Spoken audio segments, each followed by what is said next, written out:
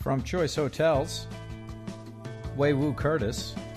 First, some supporters to thank, and thank you for listening. This episode is supported by CCW Digital, leaders responsible for operations, information technology, contact centers, customer care, service, and support are invited to register for a free CCW Digital membership. Membership includes networking with 100,000 plus qualified industry professionals, quarterly executive research reports, product matchmaking, and more. Go to ccwdigital.com to join the community. This episode is also supported by the CCW Conference and Expo. The event will empower you to test, learn, and try the next big thing in customer experience optimization. Are you interested in mining data across touch points for personalized and predictive data? Are you trying to integrate your systems to get a more complete view of the customer? Are you figuring out what innovations to invest in? Chatbots, virtual assistants, AI, VR, biometrics, to name a few? Go to callcenterweek.com to register. Recorded at CCW, Wu Wei Curtis joins us and shares that while she grew up in Phoenix, she and her family came to the U.S. from Taiwan when she was 5, and at the time she didn't know any English. She changed that in under 2 years and was good to go in second grade. Her parents were completely focused on education, so if she didn't have any homework, she was expected to create homework. After college, she took an early part-time job at a call center, left and came back a few years later as a supervisor at a different contact center. Having experienced the front line, she let folks know that she understood that the work was incredibly challenging. Her initial advice was to be dependable and stay enthusiastic. And based on her experience over the years, she says managing a contact center is like changing a tire on a moving car. It's not going to stop. Welcome to CCW Digital on B2B IQ. I'm your host, Seth Adler. Download episodes on ccwdigital.com or through our app in iTunes, within the iTunes podcast app in Google Play or wherever you currently get your podcasts. Wu Wei Curtis. The Curtis part. That's simple. I know. That's correct. So is that a married? It is a married, yes. I found the whitest Midwesterner I can find, and we've been together ever since. All right. So, and you grew up in the U.S. as well? I did, yeah. So where did you grow up? So in Phoenix. So we immigrated there when I was 5, and then been there my whole life. And then From where? From Taiwan. And do you remember Taiwan at all? Yes. Okay, because my niece is 6 and she remembers stuff. Okay, yeah. What do you remember? I remember my grandparents and their house, and we were just there probably 3 years ago. So we go there fairly often. Oh, you do go back? Yeah. Mm-hmm. But from when you were a kid, do you remember the grandparents' house? I would imagine there was candy that was given out. Candy and a lot of steps. So I see. Yeah, multi-story housing. So I felt very out of shape and very out of breath. Sure. But yeah.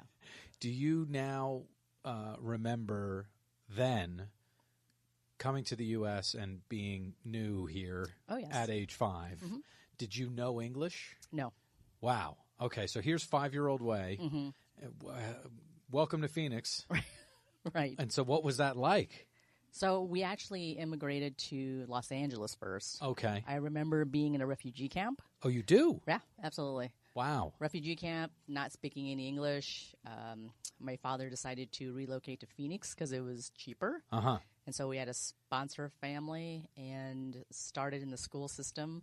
They were ill-equipped to handle kids that were learning to be bilingual. So we just kind of stood in the special ed class. Kind of me and my sister, we knew something was off. Right. But I think over time we figured out how to speak English. We don't know what to do with you guys. Right. If you could stay in that room, we'd appreciate it. Just take this short bus to school, and you'll be good. Yeah. Yeah. No, I remember I would have been in 3rd grade, and so I was 8 maybe. Okay. And 2 brothers moved to the town from Israel. Okay. And they kind of knew English, but not great. Right. And, I remember just trying to be nice. Yeah, sure. Right. But the refugee camp, how did that all work, if you don't mind? Yeah, no, I mean, it was just like a holding area that we were kind of detained in for a while. So I don't remember how long we were there, but I definitely remember like the tents and like the army blankets being really itchy and just like certain recollections of it. Generally not. It doesn't sound like this was pleasant. No. Right. Right. When did it kind of calm down, I guess, right? We stopped taking the short bus. We moved into the regular classroom. Right. When did all that occur?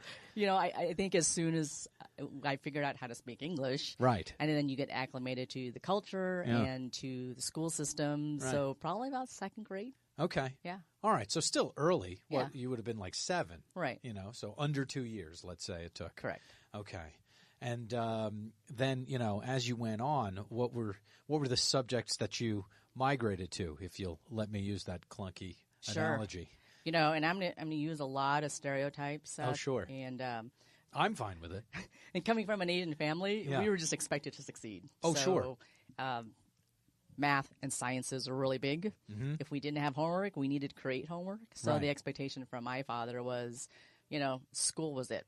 So sports, extracurricular activity, not really important in his book. So I just kind of migrated to doing really well in school. Yeah. And then you kind of fast forward that to going into college, and I got the heck out of Phoenix as soon as I could. Uh-huh. I thought, wait a minute, parents, they don't want to see my report card? And I had a little bit more freedom. Right. So did that backfire a little bit? It absolutely backfired. Right. So I lost several full-ride scholarships because I had all this freedom to do whatever I wanted to. Too much freedom. Yeah, it was a little too much freedom. And my bachelor's took 6 years. Oh. And my parents solidly thought I must have been retarded because it took way too long. Right. And you aren't using that as an epithet. Like, you're not using that word incorrectly. Yeah, no. I'm sure that they thought that there was something wrong with your brain. Yeah, absolutely. Right. So, fast forward, I finally got I went to my counselor in my undergrad and I said, look, what degree am I closest to? Because I really need to get out. We just need to start the next thing. Yeah. Right. Start the next chapter of my life. What was that degree, I wonder? In communications. Okay. Yeah. All right. Which makes sense. Yeah. Right? We're sitting here talking. So hopefully. Yeah, exactly. So just quickly on, if there wasn't homework, we made homework. Mm-hmm. What was his profession? What was your mother's profession? What were they doing that they had enough time to create homework for you guys? Right. So my mom has always been a homemaker, so she has always stayed home with us. But my father was always in business and then international financing. Okay. And so he was very disciplined. He always created math problems for us, or if we didn't have any homework, open up a book and read and do something constructive. Good big jobs. Why would he need to be put in that halfway kind of refugee camp? What was it, a corporate kind of transfer? What happened there? No. And then we'll be done with this. I know. I get bits and pieces of it. I mean, we originally we spent half the time in Vietnam when the war was going on. Oh my goodness, really? And so and my father's all like, okay, I need to get my family out. And but why Taiwan to Vietnam? Why would you go into the fire? We just had a second home there. Oh wow. So yeah. Oh my goodness. So it was interesting. So he worked for Air America, and through the contacts of that job, Air America, like the helicopter company, helicopter transport. Okay. And so from there, he found contacts in the States, and then it eventually found somebody that would sponsor us. Amazing. Yeah. Wow. So he's sharing more stories now than when I was smaller, but he's telling stories about how he would drive to the fields, and me and my sister, he would have us sit down on the floor of the car because there were dead bodies lining the road. Oh my goodness. And they were burning the bodies. And so he can just smell. Yeah. He can smell that after effect. He's like, I didn't eat meat for like a month after that. That's in Vietnam. That was in Vietnam. Right. So just, Do you remember crouching down in the car? That's a blackout. Yeah, that's a blackout. Right. Yeah. I mean, just to draw the parallel, and then we'll kind of get to customer. All right. But, 9/11, directly after 9/11, I'm from New York. Mm-hmm. When you just said what you said about him smelling what he smelled, I certainly know what that is. Sure. So customer service. I know, right? We jump from that. No, but I mean, the reason that, I kind of go into a personal account and to a personal history is to understand what you're bringing to the table and why you would be someone that would be good in terms of helping people out. Sure. And it seems like things weren't so easy early on. No. Right? Yeah. Right. So you take, 15 years to get out of college. Right, exactly. And then finally you graduate, and you have the communications degree. And where did you kind of take that? Who accepted you? I know. So I would say, I worked in the theater, like AMC theaters for years because it was just ticket taker, whatever. Popcorn. And then I managed it for a while, and then I managed projects to open up new theaters. But my parents always thought I schlepped popcorn. Sure. Right? Yeah, of course. So it was a great evening job for college and stuff. You know the algorithm behind how much butter to put in my popcorn. Butter and the obscene markups for prices that just hurt me to this day. Yeah, exactly. Here it's $47 for your Coca-Cola, but we can give you the larger size for another nickel. Exactly. What a deal. Sure. I guess I'll take more soda. Yeah, exactly. It's right. already $47. So what did you learn about dealing with customers at the movie theater level, right? These are people that are going to be entertained. Right, exactly. What did you learn about customer service right from the jump? Yeah, I learned that it was never easy, and you can never please people. No. And then over time, you just become a little cynical about it. I remember vividly in California and San Diego, lines of people getting ready to go watch Schindler's List. Okay, very provocative. You're just movie. A ball of laughs today, Wei. I know, exactly, right? I'm gonna totally buzzkill this. This is amazing. And so there's this lady waiting out in this line to get in. Yeah. And she's like, I'm a survivor. I'm a concentration camp survivor. And she showed me her little, numbers and stuff. It was amazing. And of course, I'm just thinking in my head, well then, you can wait a few minutes in the cold in San Diego before we let you in because you survive that.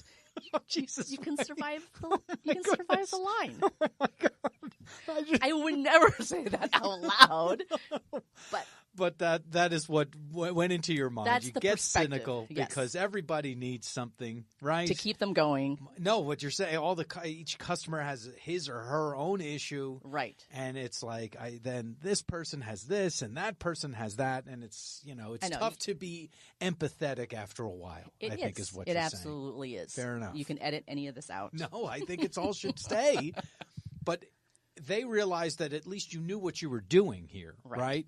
And so they upgraded you to special projects, sure, right? So how did that all happen? So they upgraded me to special projects, and then I felt like I wanted to do something different. And so I took a part-time job at a call center. Okay. When there were still alphanumeric pagers, and so we would just type in whatever people wanted us to type.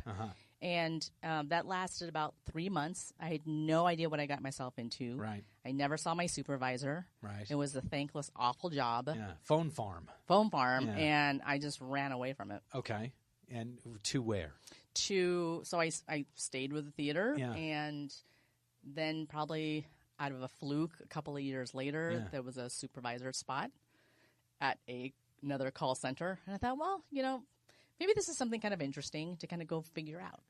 Oh, because I didn't get it the first time. This is coming across my, universe somehow again. Right. And this time in a management capacity. Correct. So why not? Let's try it. Yeah, let's try it, right? Okay. So then Wei comes in and realizes that it's a tough job on the phones because you literally ran away from it, right? So what wisdom did you impart to those on the phones? Gosh, I would say that is incredibly challenging because the work was very monotonous. And yet you had to be pretty enthusiastic and you had to be dependable. And so kind of understanding their shoes and their perspective, it really kind of made me rethink, what's a better way of managing people and supporting people in this weird environment where I don't have the luxury to pull them off to the side and talk to them and take however long, right? It's kind of like changing a tire on a moving car. It's not going to stop. Right. So I think I liked that puzzle piece, kind of figuring that out. And it didn't have to be so bad.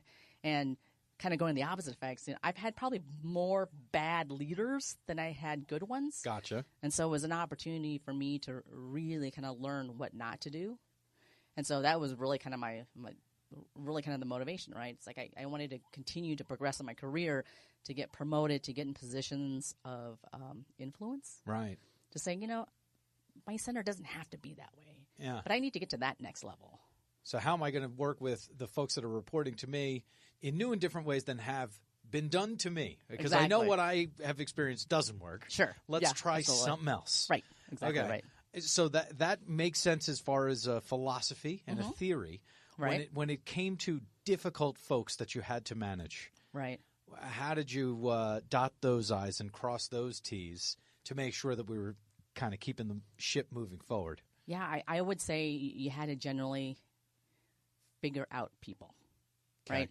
So everybody's on a schedule. Everybody has their own tasks to do, and it's a very KPI driven. But really, and it sounds super cliche, but really understanding people's backgrounds, their motivations, why they're there, and a little bit about their situation. Mm-hmm. Because then you have more to work with. And so I think bringing kind of humanizing the element of it Right. to say that you really are there to help them. You know, you're not there to just reach a certain number or come and go. Right. So I've had some tough experiences, you're thinking. Yeah. This person maybe has had some tough experiences that they're Right. bringing to the table. Right. That they're bringing to Monday for all of us to, revel in. Right. Let's unpack that a little bit. You know, what's maybe your issue? That's interesting. Yeah. And, because along the way here, we've all got our issues. I'm finding that Sure. that's kind of a similar path. Okay, so then you figure out a way to manage these people. When did the folks above you start to realize that you knew what you were doing? I would say it took a couple of years. Okay. And it was one of those things where, being kind of a type A personality, it's either the opportunity is there and they'll get recognized and be put in that position, or it's time for me to move on and look for other positions. Uh-huh. And so my shelf life for jobs have been like 3 to 5 years. I kind of go in, learn as much as I can, help them clean up. Yeah. And then if it's maintaining, I kind of get bored. Yeah. So I move on to whatever else is next. 3 to 5 year plan, 3 to 5 year project. Right. Once I do it, Right. what now? I'm going to do it again, or I'm going to keep going, just doing the same stuff that I've already done? Well, I think in the beginning it was, okay, I did it and I was relatively successful. So Right. let's do it again. Let's see if this whole thing was a fluke. Right. And so after going to like 2 or 3 different employers, and I realized, okay, I think I have this down. Right. Kind of managing. I'm coming into your call center. It's not great. I'm going to make it great. Right. And it'll take me 3 to 5 years. Right. And you did that 3 to 5 times. Right. And then it was exhausting. Right. And but it also kind of helped really kind of open my eyes to really kind of different approaches, different leadership styles, different people. It didn't really matter industry because I jumped from industry to industry. It was always kind of on the backbone of call centers. Mm-hmm. So I was very agnostic to industries, but felt like a lot of those principles and a lot of those perspectives really kind of applied wherever you were. Okay, so that's the consistency. But I Yep. wonder, over the 8 to 12 years roughly that we're talking about, Mm-hmm.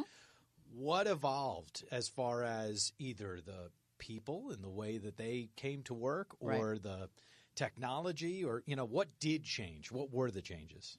I would say it was a kind of a combination of things. I think people changed.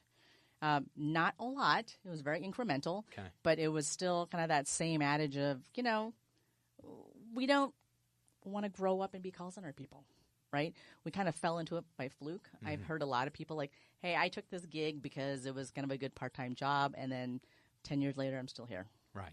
Type of thing. Uh-huh. Demographics are relatively the same. Technology has changed. Mm-hmm. But I think the way that the industry kind of has evolved has looked at the call centers very much the same way in the last 30 years, right? They're big, expensive, fat expense cost centers. Right. Right? Yeah. And so, I would say demographics and the marketplace and consumer outlooks have changed. Yeah. But internally, the nuts and bolts of call centers haven't changed a whole lot. The machinations are all kind of, if you open it up, it kind of looks the same type of deal. It all looks the same. Exactly. So then those were the 3 to 5 jobs that we had in the middle. Mm-hmm. Was there something before choice that was different, or did we make our way into choice? No, we just from that. Yeah, we just kind of made our way into choice. Did they find you? You found them? What happened? They Whose found, choice was it? I know, right? Yeah. It was their choice, so they found me. Okay. And so it was kind of a good marrying of backgrounds. All right. So they found you, and then you came in, and I wonder, the last 6. Well, how long have you been there? 4. 4 years. 4 years. So the last year. I'm only talking about the last 12 Okay, months. got it. What's different now than the history of what we've been talking about? What's different? Yeah.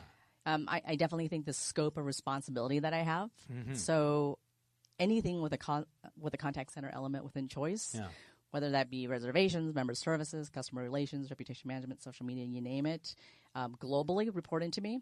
So I think that's been the biggest change. All right. So we've got the globe. Yep. So we got the globe covered. Right. Where is most of your time spent as far as your headspace, geographically? Sure.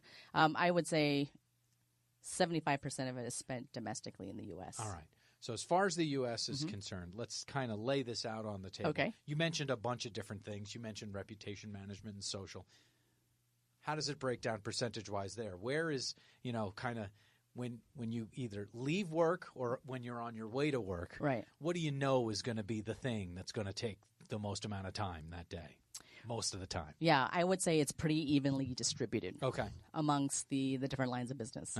So the revenue arm of it's reservations, which is a huge piece of our business. Sure. Right? And then we are growing our loyalty to 25+ million members. Right. So that takes an equal amount. And then we have our franchisee-facing support and property support, which is just as important to us. All right. Well, let's talk about the franchisees, right? Okay, because sure. that's the unique kind of thing here. It is. It's all franchisees? Are there any corporate-owned? Nope. We are 100% franchised. All right. So how does that work with you, and how do you work with that? Sure. It feels like those people must be important as far as communication is concerned. Oh, absolutely. Right. So how do we do that? Well, I would say, Choice has kind of evolved quite a bit over the years. So for many years, it was a franchise model, right? So they really kind of focused on market share. How many hotels can we open up? And then now kind of the pendulum is swinging back the other way, which is, you know what? We really do have two customers, the franchisees and the guests that stay at our hotels, right? So we have to look at those two equally. Right. And so it all becomes kind of a life cycle, kind of that circle of life type of thing, right? Sure. It is, if we sell more hotels, we get more calls, we get more business. The better we do in terms of profitability, we pass that on to the franchisees, and then we become more attractive for people who are wanting to open hotels. Okay, so we're starting to look at the entire thing as opposed to these are the folks that definitely make us money, so we're going to pay most attention to them. We don't do that anymore. No. Which brings us to the loyalty program. Right. Okay. So what have you learned about the Choice Hotel customer? Who is this person, and how are we actually growing this loyalty program? 25 million, you said, right? What's happening there? Yeah, I would say one of our biggest commitments is we brought some fresh external talent. So Jamie Russo, my boss, the VP of engagement and loyalty, comes to us from American Express. Did you say American Express? Yes. They do loyalty decently well, is what I would say. You is think? That fair? Right. Yeah, exactly. Okay. And so it was refreshing. So Jamie had brought in and just like gangbusters, revamped our entire program, putting additional benefits, getting the advertising campaigns out. And so we put a lot of money and we invested a lot of resources in 2016 to really grow our base. So typically on a good year, we would sign up maybe 1.5 million members annually. Last year, we kind of put our money where our mouths were and really kind of challenged ourselves. And we signed up 4 million in 1 year. So 4X, what would you say? We just got through talking about the fact that it's all kind of the same. Right. You know what I mean? And it's really not that. 4X growth is different. It's very different. You mentioned a couple of key contributors to the thinking, but what was it though? What on your desk, what did you see that changed last year as far as growing that loyalty base? Yeah, I would say a couple of really kind of key areas. One is we outsource 100% of our front lines. So we deal with a lot of partners globally that really kind of own and manage our business. And so the biggest change is really working through those partnerships to be able to get out kind of the end results that we're looking at. Right. So we weren't looking for partners to just answer the phones. We were looking for them to be very vested in our business, come to the table with changes and innovations and best practices, and really kind of working with us to really kind of set that bar to a different level. So this outsourcing thing works, is what we're saying. It works. It's extremely labor intensive, but you have to be structured correctly internally to be able to support that kind of structure. So it's not, you find somebody, you sign the contract, you let them do what you do, and then you review it once a month. It's not that at all. We are very vested. And how you're structured matters, Absolutely. Right? Shared services. Talk about how you realized the structure that you have and what you are doing to make sure that that structure works for all of these different components. Sure. So, because they're so varied, I would say we looked internally in terms of what are the different departments that we need to have support in. So we have somebody dedicated to the vendor contracts and vendor performance. Mm-hmm. We have another person. Each line of business leader has a direct tie to that counterpart at our partner sites globally. Mm-hmm. And then we also have a leader for workforce management that interacts with all of our partners globally. We have a quality assurance manager plus their entire team that works with all of the QA teams mm-hmm. at each site. Mm-hmm. We also have a dedicated training team that also works with all of the trainers at our partner sites to certify them.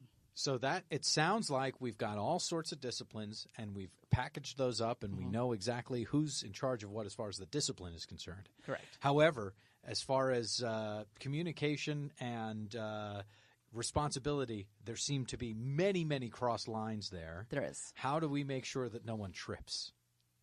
Yeah, I think that's a good point, especially with the complexity of it being a global organization. Yeah. And for all of the differences inherent in the lines of business. Yeah. I would say that really kind of how I approach my leadership team is we are very inclusive, we're very collaborative. Because something that's happening in member services will impact something down the road in our reservation center. Mm-hmm. And so my leadership gets together pretty regularly to talk about things, to hash out ideas, to really gather opinions. And so everybody is involved in every step of the way. Mm-hmm. I'm not going to say it's perfect. No. Right? And so we rely too much on email communication, but I really kind of find myself orchestrating a lot of that stuff. Mm-hmm. So it's like, so all of the information that they gather, it's like, okay, did you share this with the partners? Did the partners share this with all the respectable, lines of business leaders and the individual departments? And then now in 2016 and going into 2017, we've been a lot more externally facing. Mm-hmm. So how do we get our .com, mobile, digital marketing, social media marketing teams more vested and more involved into our world? Mm-hmm. It's very interesting. So, you've almost gone from completely insular right. from before you got there, basically, to all the way out front. Right. Which is not that much time, right? No. Over the course of, 2 years? 2 years. Mm-hmm. So as you look, we're kind of midway through 2017. It's sure. podcast land, so time right. Evaporates. But as you make your way into the rest of 2017, 2018, what are you looking at now? You mentioned the front lines and the, mm-hmm. Marketing and all reaching all the way out, but right. Either more there or anything else that you're focused on in a new and different way. Yeah, I would say when we're looking at the digital landscape, mm-hmm. how does the contact center evolve and keep relevant in regards to this whole digital landscape? Yeah, how do we bring value in terms of being more forward thinking in this new realm mm-hmm. versus being a huge cost center? Mm-hmm. And then how do we continue to provide better analytics and insight to the rest of the organization? So we have so much data, but I don't think anybody's really good at picking out what's the most important pieces to this data. Yeah. And so what we've done is taken our continuous improvement team. Like I said, we're very early adopters. We're shaking things up, mm-hmm. throwing out the score, focusing on competencies. But what we're doing is we're now listening to, the 15 million interactions that we have a year and gleaning some really tangible insights to be able to feed back to like our website team. Mm-hmm. Hey, look, when somebody goes here, it's really clunky and it takes them 3 steps to do X. And so that insight will be given to the .com team, and in their next release, they'll simplify that step. Right. So really kind of bringing the whole customer experience full circle. Through the actual conversation. Absolutely. Through mm-hmm. understanding exactly what's happened in that conversation. Oh, yeah. And then making it better next time. Exactly. So kumbaya. I know. Kumbaya, and no dig to the business intelligence group, but we're not a focus group. We're not A/B testing anything. We're not observing anything. We're just taking it from real life. Well, that's not a dig to them. They do that. You do something else. Yeah. Right? You sure. know what I mean? Yeah. Everybody's bringing their own thing. Right. Right? I learned this from you, Wei. It's, they did whatever they did. You sure. did what you did. Sure. You had to deal with whatever your thing was. All right, so I've got 3 final questions for you. I'll tell you what they are. I'll ask you them in order. Sure. Do you think we've missed anything, though, before I get to those?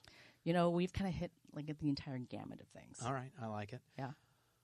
Wei, Wu, Curtis. Yes. Yeah, I love that. All right, so here are the 3 final questions. Okay. I'll tell you what they are. I'll ask you them in order.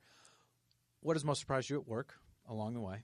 What's most surprised you in life? And then on the soundtrack of your life, one track, one song that's got to be on there. But first things first. Okay. What's most surprised you at work? Because I got to be honest with you. It doesn't feel like you're a person that gets surprised a lot. I don't. Right. I really don't. Right. But I think what's surprising for me and taking on such kind of a broad scope of responsibility choice is how much more willing am I to really kind of push that envelope. Mm-hmm. We may not necessarily get the right support or the right funding for things, but it doesn't mean we can't, within our own inroads, make a huge difference within our industry, and industry being contact centers. Wait a second. So you're saying I might not have the budget to do what I need to do, but I can still make a difference somehow. Absolutely. Well, but how if you don't have the dough? Right. You just be absolutely creative. And so I'm always about finding solutions, and you have to be creative in this industry. Right. And so our biggest story for 2016 is we took our quality continuous improvement team.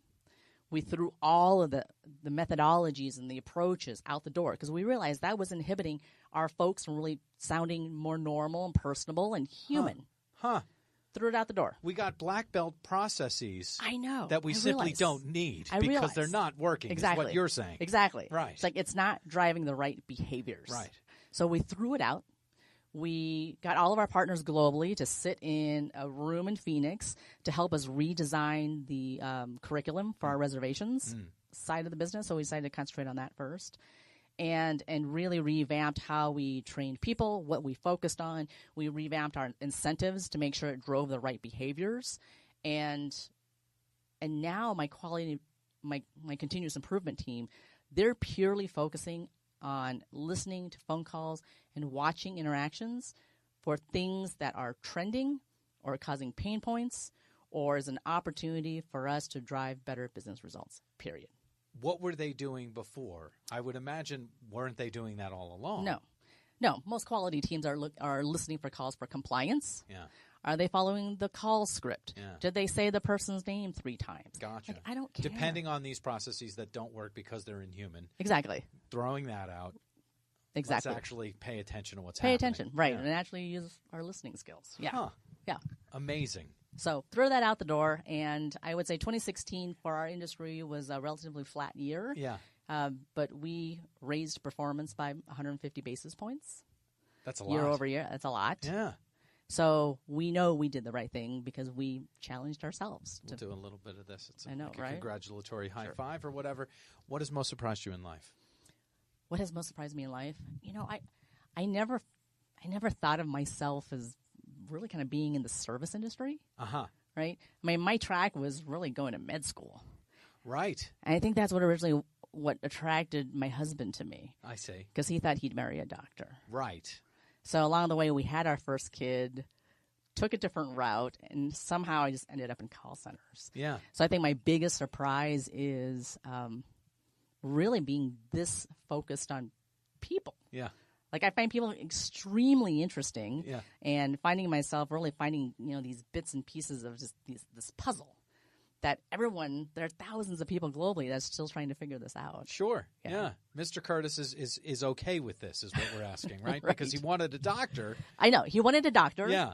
He got a call center person instead. Yeah. Yeah. Well, you talk to my Jewish mother. She wanted a doctor too. Yeah, I know. We're sitting here talking to each other. Yeah, I know. So we're just going to lower their expectations. Exactly. How many kids do you have, by the way? 5. 5 kids. 5. That's a lot of children. That is a lot. You're outnumbered. Yes, we are clearly outnumbered. Uh-huh. So when I tell people I have 5 kids, I don't know if they're shocked with the number or they're shocked that I'm a parent. I don't know if I give maternal vibes. You don't? Yes. I will say that. Right. But I can, now hearing that you have 5 kids, I can almost hear you parenting them, which is, I'm not sure that I care about whatever your issue is.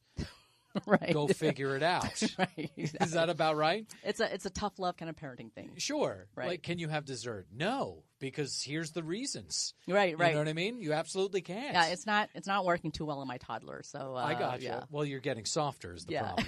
I'm getting softer and more tired. Yeah, but I mean, is your room doesn't look clean? I don't. Right. What do you want me to do about this? It's like you need to be held accountable, right? Well, right. Is that about right? Yeah, Am I reading this correctly? Yeah, absolutely. All right. Yeah. So 5 kids. How old's the youngest? Is a toddler? How old? 3.5. Okay, and the oldest? 23. Oh, my goodness. Okay, so we just went ahead and took some time in between some folks here. Right, Yeah. right. All right. 23. Yeah. So that's a real person. That's a real person. Yeah. Yeah. He, she, where is He? they? Yeah. Where, He just graduated from University of Arizona, and he got his first job last week. So congratulations. So, yeah, we're really proud of him. Look at that. Yeah. Oh, my goodness. On the soundtrack of your life, one track, one song that's got to be on there. Oh, gosh. I just heard a funny commercial from Alexa, and they use the song Ting Ting. It's Not My Name. Yeah. Right? Yeah. It kind of resonated because there's so many times where just people pass the buck because they don't want to handle it because it's difficult or it's messy. And so, it's not my name. It's not what I do. It's not what I handle, but I'll handle it. I see what you're saying. It's not my job. That's for someone else. And so I actually let me transfer you. Exactly right. Right? Okay. And what you're saying is I'm not transferring that right. call. Okay. I love that. Also, I have to admit, I have the reason that I ask the soundtrack of your life, one track, one song that's got to be on there is because if we haven't learned yet who you are, that's going to give us a little bit more information. More insight, about, right. You know what I mean? Like a little bit more of an understanding of who you are. I consider myself a music enthusiast. I like to think I really only like good music. Okay. The problem with that is that song, I kind of like it. Really? Yeah. You just say that to everybody, don't you? What? That's not my name? No. That song, it hits me for some reason. I think I like it. I don't know why. There is a wall of sound element to it. Okay. Towards the middle there. Right. So, a tip of the cap to Phil Spector. And that's how I'll justify the fact that I like that song. I like this conversation. You're nothing but honest. Way, this has been really, truly a pleasure. And I would love to check in with you down the line to see how we're doing at Choice Hotels. Yeah, absolutely. This is a great honor, and it's a lot of fun. So, thank you for this opportunity. And there you have Wei Wu Curtis. Last year signed up 4 million people to the loyalty program, grew at 4x. They're now listening to 15 million interactions that they have each year and gleaning some really tangible insights to feed back to the enterprise. Good stuff. Very much appreciate Wei really sharing everything. Appreciate her time. Appreciate yours. Stay tuned.